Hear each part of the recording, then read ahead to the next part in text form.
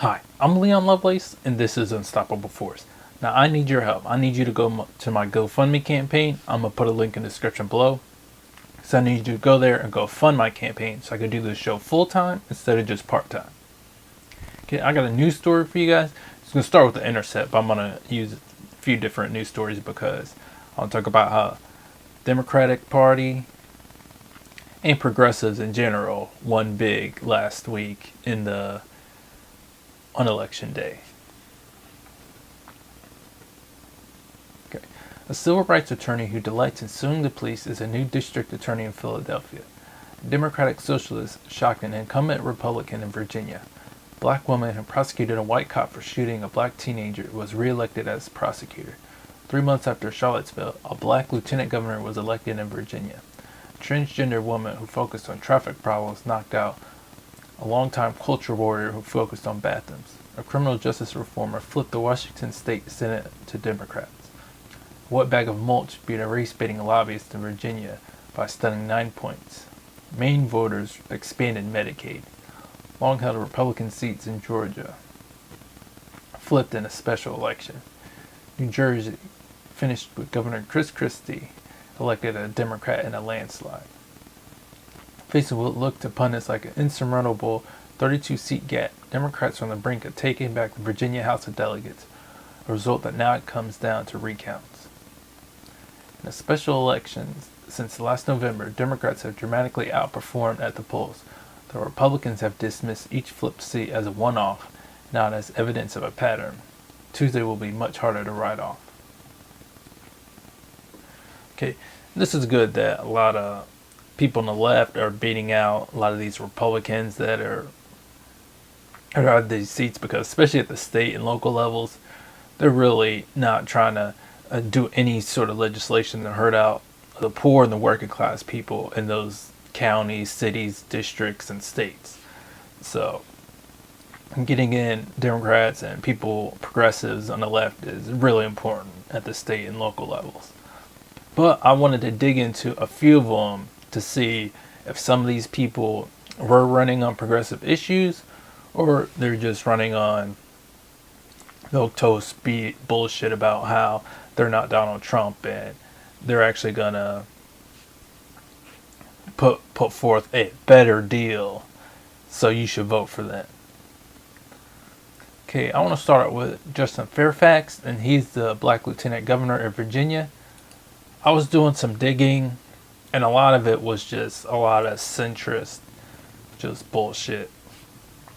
So I'm gonna put one of his campaign ads up right here. I'm Justin Fairfax, and every morning I'm up early for my most important job. More peanut butter, Daddy. As prosecutor, Justin Fairfax fought drugs, crime, and human trafficking. That's why he's endorsed by Virginia law enforcement. Buckle up. Nothing's more important than keeping them safe and helping them prosper. As your lieutenant governor, I'll work to grow the economy and invest in schools and career training, because Virginia's families need more results, not more politics. Of course, it's bullshit because he doesn't even go to detail about anything, just general protection bullshit. I'm just trying to find one of the other videos I watched of him. I'll put it up here. And you know, right now, Tom, there are very few black folks elected statewide. We have no black governors. As lieutenant governor in Maryland, who's a Republican, but he was elected with Hogan, so he never actually ran independently. There are very few of us elected statewide. Well, in Virginia, Justin Fairfax is trying to become lieutenant governor. The campaign is tomorrow. The election is tomorrow in Virginia. They're expecting an extremely low turnout. He joins us right now. Justin, good to see you. Roland, great to see you. You previously ran for attorney general. I did. 4 years ago. Almost won. We lost almost by how many won. votes? A little less than 5,000 votes. We won nearly 49% of the statewide vote and got endorsed by the Washington Post. But you're making it's difficult for black folks running statewide. and not only that, Yeah. it's difficult for black Democrats. Right. The Democratic Party does not really do a lot for black folks running statewide, and you even had to fight the Democratic Party in Virginia. Yeah, unfortunately, we did have a situation last year where there were folks who attacked us as we were running for office, and we've been tremendously, supportive of the party. I have co-chaired Senator Mark Warner's campaign in 2014 for Senate re-election. Even after our close loss in 2013, we've raised money, we've traveled the state, and so we think this is a really incredible opportunity to break through, to make sure that issues are represented that really matter to people: criminal justice reform, economic security and opportunity. We want more folks to be able to go to college, to get middle skill jobs, to get technical and vocational training. And that's really what we represented here in this race. And I thank you for highlighting this opportunity. It'd be the first time since Governor Doug Wilder that an African American was elected statewide, if we're fortunate enough to win. So out of all the statewide positions in Virginia, since Doug Wilder, no African American has been elected to any statewide office. That's correct. It's been about 30 years. And so we believe that obviously, that presents a significant opportunity. And again, the issues that we have focused on are issues that really go to the heart of whether or not someone can achieve the American dream. I mean, this is something that you fight for, and Tom Joyner, and I thank him for having us on as well. They focus on, college scholarships. We have some incredible HBCUs in the Commonwealth of Virginia, Virginia Union, Virginia State, Norfolk State. I'm actually wearing the Norfolk State lapel pin today. Very good, go Spartans. For right? hashtag HBCU Giving Day. Absolutely, and that's powerful. And you all, again, everything that you focus on is making sure that more folks, no matter where they start, color of their skin, where they were born, that they get a chance to have economic mobility and achieve the American dream. And that's really what our campaign has been about from day one. Most states, lieutenant governor has no power. So what does lieutenant governor actually do? You got any power in that? Absolutely, you have a lot of power. You But in Virginia, lieutenant governor presides over the state senate, so that's really a powerful position. You actually break ties. In the case of a tie-breaking vote, we have a relatively closely divided Senate, 21 Republicans and 19 Democrats. But you also sit on a number of boards and commissions where you help shape public policy for the state around economic development, climate change issues, higher education access, criminal justice reform. And so these are things, again, that we have highlighted, and you really can use that position to advance people's opportunities to move up the economic ladder, again, and achieve the American dream. So that's what I would do in that position as lieutenant. And as a black prosecutor, he should have seen quite a bit of the inequitable system that we have about how black and brown people are getting prosecuted at much higher rates, and they're getting convicted at much higher rates than white people for doing, especially for minor drug violations, like just minor possession of weed and stuff like that. So ideally, I was hoping that he would be talking about how he's personally seen that it's just outrage, and it's just obviously systemic racism that's going into our criminal justice system, and he wants to do reforms and actually go into specifics, like say we're gonna legalize drug use, period. Not just marijuana, but everything, and say we're not going to keep jailing people just for using drugs, because a lot of these doctors will push a shitload of drugs on you, especially these opiates, and these will kill you. But people want to go and buy some of these illegal drugs, and they'll get you high. But we're going to arrest all those people that are using those illegal drugs that are less harmful than these very harmful opiates that these doctors are pushing on you.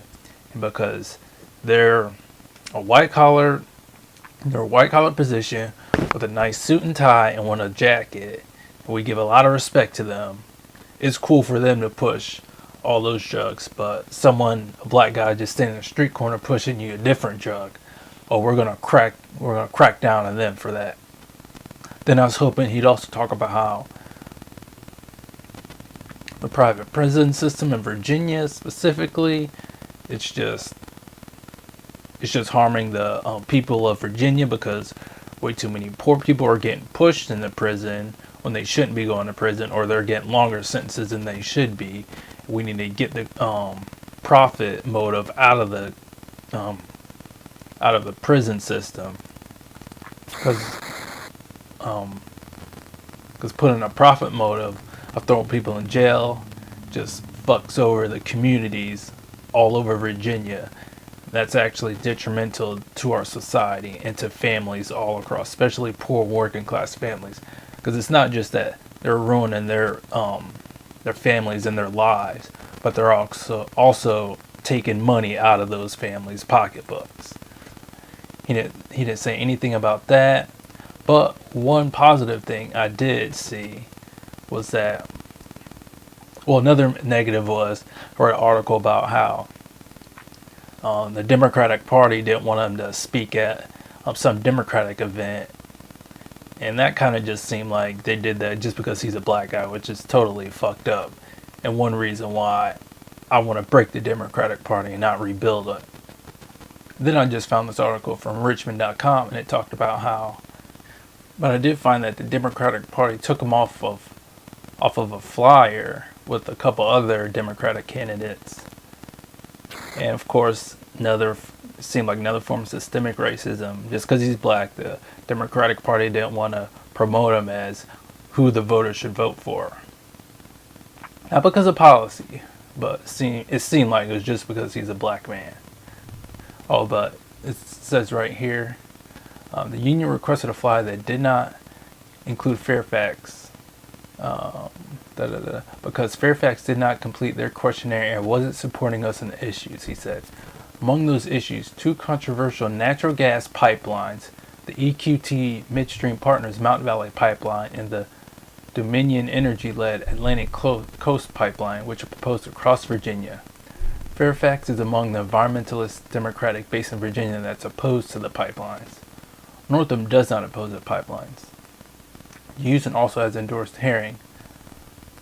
So there's one thing that we do like, is that he doesn't want these pipelines being built because he knows it's going to be harmful for the environment in Virginia, especially to any of the rivers and lakes that these pipelines are going to go by.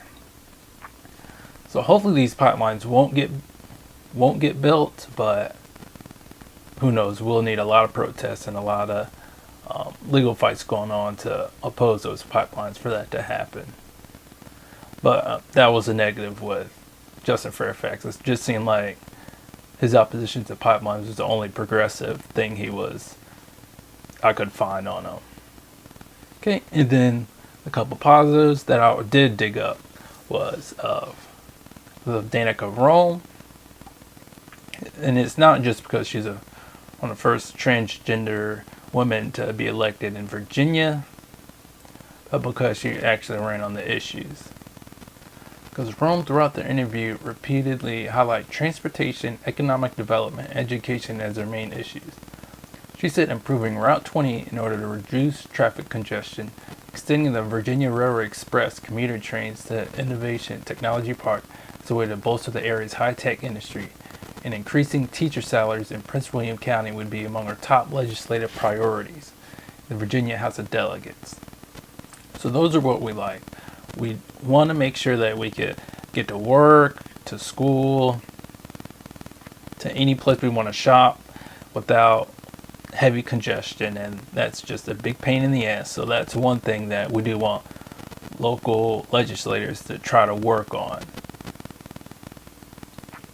And another big important issue is that she talked about how increasing transportation to an industrial area as a way to increase industry, not just cut taxes, because that harms the community, because then the government can't do any programs to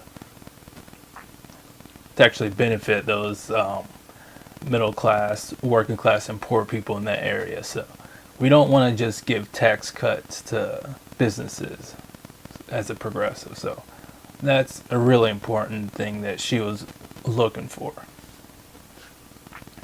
And then increasing teacher salaries. Of course, teachers have a really important job of making sure our children are educated, and one big thing that we need to do is start increasing their salaries. And I'm not really seeing that much talked about from politicians as a way to also decrease income inequality, because they also bring their work to home, and it's not just 8 to 4 and that's it. They also got to grade papers at home. So That'll also help with income inequality. And then Lee Carter, he ran as a Democratic Socialist. So of course, the Democratic Party didn't want to support him at all. And the one big important thing he talked about was he supported a bill with 15 other Democrats to push for Medicare for all. And that's something that anybody and everybody has been getting behind for the last year, ever since, well, a year or two since Bernie Sanders has been talking about it. Is everybody needs free health care. We're the wealthiest nation in the history of the fucking world. We got money so everybody could have some health care. So hopefully more of these other candidates, especially in the future, are pushing more towards progressive platforms. Because just this centrist bullshit is not cutting it anymore. Alright, so thanks for watching.